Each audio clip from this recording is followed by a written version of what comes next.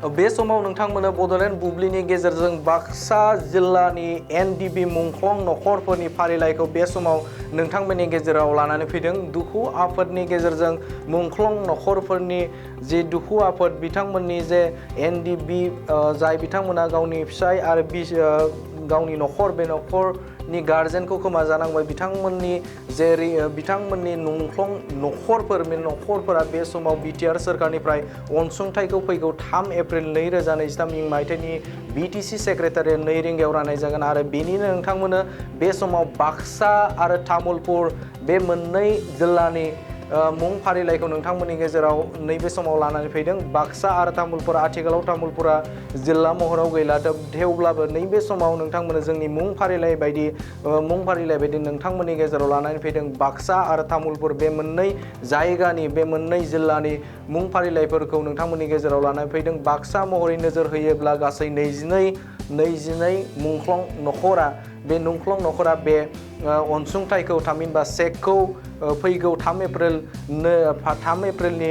2 रिंगा बेलासिनि 2 रिंगायाव बेखौ मोनफुंनो हागोन आरो तामुलपुर हिसाबै 13 जना बे मुंख्लं नखरा बे चेकखौ लाफुंनो हागोन। बे समाव नोंथांमोननो बाक्सा जिल्लानि मुं फारिलाइखौ आं मुंख्लं नखरफोरनि मुं फारिलाइखौ बे समाव नोंथांमोननो बे समाव दिन्थिनि। बे समाव बाक्सा जिल्लायाव दङ लेट चक्र सिंह स्वर्गियारि, लेट अमर सिंह स्वर्गियारि, village Paschim Haringapuri, PO Japadong, PS Barbari Baksa district Baksa. बेनि उनाव दङ late Pradip Boro', B Phordan, SO Shri Mangal Boro', village Baganpara, PO Baganpara, PS Barbari district Baksa. Late Thaneswar Boro', SO late Basanta Boro', village Roumari, PO Jadong Pub Baramsari, PS Barbari district Baksa. Late Kamal Boro', SO late Debbar Boro', village Barikandanga, PO Gerua, PS Barbari district Baksa. Late Sumen Basumatary, Sansuma Boro', SO Shri Khudiram Basumatary, village Sanajuli, PO Subankata, PS Barbari district Baksa. Late Manmohan Boro', B Bosom, late Janga Boro', village Dampar, PO Borimakha, PS Barbari district Baksa. Late Lankeswar Boro', SO late Thaneswar Boro', village Thankata, PS Barama Assam. Late Amula Boro', late Chandra Boro', village Harhariya, PS Barama district Baksa. Late Sunil Ramchiary, SO late Ratikanta Ramchiary, village Angardhawa, PS Barama district Baksa. Late Mela Boro', SO late Phagun Boro', Angardhawa, PS Barama district Baksa. Late Bisti Boro', SO late Kanak Boro', village Angardhawa, PS Barama district Baksa. Late Mohan Singh Boro', B Pritam, SO late Bisti Boro', village Angardhawa, PS Barama district Baksa. Late Srikanta Narzary, N Prakash, SO late Maniram Narzary, village Palkata, PS Barama district Baksa. Late Ranjit Brahma, B Subung, SO Shri Nilleben Brahma, Shrimati Sabitri Brahma, village Katalabari, Dalbari, PS Barama district Baksa. Late Prince Kungur Ramchiary, B Darbo 23rd बेचनि, SO late Haren Chandra Ramchiary, village Lakhipur, PS Barama district Baksa. Late Sanaiko Ramchiary, S Sanjarang, SO late Haren Chandra Ramchiary, village Lakhipur, PS Barama district Baksa Assam. Late Dabagu Narzary, SO late Kameswar Narzary, village Bangalipara, PS Barama district Baksa. Late Manikanta Kherkatary, SO late Baburam Kherkatary, village Dikiajani Sakguri, PS Salbari. Biswanath गयारी, SO Kala Goyary, village Khagrabari, PS Gobardhana Baksa. Late Janardan Boro', Upen Boro' S Upen Boro' village Boropara Kamar Daisa PS Simla Baksa late Kharkhreng Boro' S Nibaram Boro' new Bedbari Simla late Kishor Brahma late Mohini Mohan Brahma Lanthibari PS Simla district Baksa BTR Assam बे समाव तामुलपुर ओनसोलनि मुंख्लं नखरफोरनि NDB मुंख्लं नखरफोरनि मुं फारिलाइखौ बे समाव लानानै फैदों हापे Basumatary B Nijra S Mandal Basumatary village Paschim Naokata PS Goreswar district Tamulpur Jagen Boro' wife Mirza दैमारि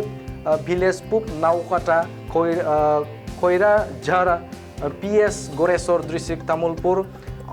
अरगें Boro' B Arga late Dubram Boro village Naokata Simligun PS Goreswar Sardiram Narzary S Rabiram Narzary village Bholabata Batabari PS Goreswar district Tamulpur Somla Basumatary S Genda Basumatary village Paschim Naokata Goreswar Ganesh Boro' S late Monday बर' Auguri PS Goreswar district Tamulpur Dhaneswar Boro' S Tarun Boro' village Pukhuripar PS Goreswar Biswa Basumatary S late Pushpadhara Basumatary village Barphul Suki PS Goreswar Naren Boro' S late Nandaram Boro' village Barkasula PS Goreswar Lakhen Basumatary S Shankar Basumatary village Bethna PS Goreswar Arun Boro' S late Sukuram Boro' village Danglipar PS Goreswar district Tamulpur Babul Narzary S late Darendra Narzary village नं 5 Sohagpur PS Goreswar Ranjan बर' S Mathur Boro' village number 2 Sohagpur थाकुनो PS Goreswar बे समाव नोंथांमोननो बाक्सा आरो तामुलपुर बे मोननै ओनसोलनि थामहिनबा रायजो राजाफोरनि जे मुं फारिलाइ जाय बिथांमोना NDB नि मुंख्लं नखरनि थामहिनबा मुं फारिलाइ बे फारिलाइफोरखौ बड'लेण्ड बुब्लिनि गेजेरजों बे समाव नोंथांमोननो फारि बे समाव फरायथिनो हाबाय आरो नोंथांमोननि सिगाङाव दिन्थिबाय बिथांमोना बे मुंख्लं नखरनि सुबुंफोर बिथांमोना फैगौ 3 एप्रिल बेलासिनि 2 रिंगायाव BTC सेक्रेटारियेट मावख'आव फैनानै नोंथांमोननि जे चेक मुंख्लं नखरनि जे चेक बे चेकखौ नोंथांमोना बे समाव लांफैनो हागोन आरो बे समाव नोंथांमोना बड'लेण्ड बुब्लिनि गेजेरजों बबे जिल्लायाव बेसेबां जन मुंख्लं नखर आरो बै बिथांमोननि मुं फारिलाइ बे मुं फारिलाइखौ बे समाव बड'लेण्ड बुब्लिनि गेजेरजों दिन्थिबाय थादों आरो बे समाव नोंथांमोननो बाक्सा आरो तामुलपुर बे मोननै ओनसोलनि रायजो राजाफोरनि जे मुं फारिलाइ बाक्सा हिसाबाव 22 तामुलपुर हिसाबाव 13 जना बे समाव बे मुंख्लं नखरनि NDB नि मुंख्लं नखरनि सुबुंफोरा बे समाव फैगौ 3 एप्रिल बेलासिनि 2 रिंगायाव नोंथांमोना गावबा गावनि चेकखौ बे समाव लांफैनो हागोन गय गायग्रा आबादारिफोरनि थाखाय मोनसे मोजां खौरां थापा नार्सारियाव मोननो हागोन जाखांफु लाइमोनफोरजों बानायजानाय हाजो आरो हायेनावबो गायजानाय अर्गेनिक गय फुलि थापा नार्सारियाव अर्गेनिक आदबजों बानायजानाय मोजाङैनो खिलिखांनाय गासै 20,000सो गेरेमसा गय फुलिफोर दं बारा नङा फांसेयाव 60 रां होनानैनो नोंथांमोना गय फुलिखौ बायना लांनो हागोन बुरजा लाङोब्ला खमायनायनि सुबिदाबो मोननो हागोन थापा नार्सारिनि गुबै थङा क'क्राझार सहरनि सानजा फारसे थानाय बावखुंग्रि हाजोजों नांजाबनाय हरिनागुरि गामि हाथाइनि साखाथियाव बे अर्गेनिक गय फुलिफोरखौ लांफैनोब्ला नोंथाङा 8011837272 नङाब्ला 9707460226 जानबुं अनजिमायाव थोंजोङै जगाजग खालामहरनो हागोन